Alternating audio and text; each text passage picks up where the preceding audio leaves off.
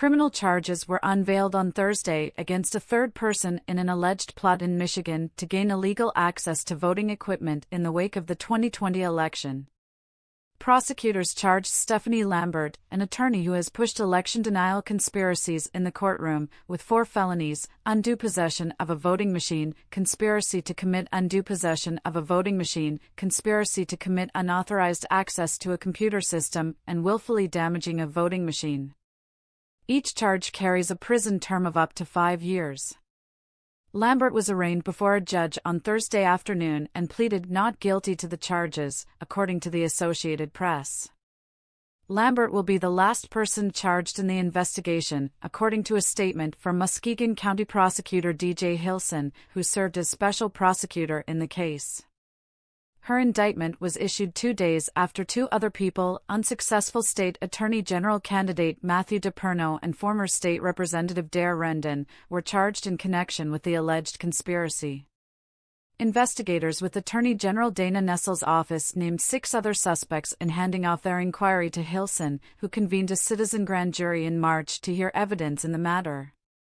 Among those under suspicion but not charged were Barry County Sheriff Dar Leaf and Doug Logan, the former chief executive of security firm Cyber Ninjas. Days before DePerno and Rendon were charged, Lambert went on a conservative podcast to say that she'd been told she'd been indicted by Hilson.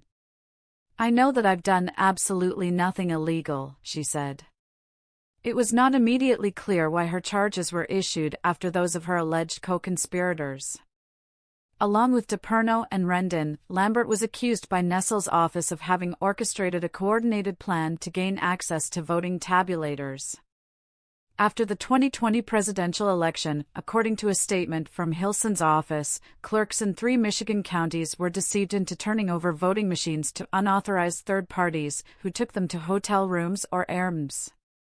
The clerks had no idea of the scope, nature, or duration of how their tabulators were going to be manipulated or that they would be out of their possession for an extended period of time, he said. Computer experts asked to examine the tabulators were also deceived by some of the charged defendants and broke into the machines under the false impression that the tampering was lawful. In December 2020, Lambert filed a conspiracy-stuffed lawsuit on behalf of Sheriff Leaf and several other plaintiffs alleging massive election fraud.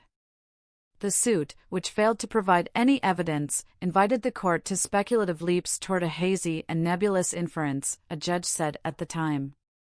Lambert's own attorney characterized her as a zealous advocate for her clients in a statement texted to a MLive.com reporter ahead of Thursday's arraignment. The lawyer, Michael J. Smith, insisted Lambert did not violate the law, adding that she intends to sue Hilson for malicious prosecution.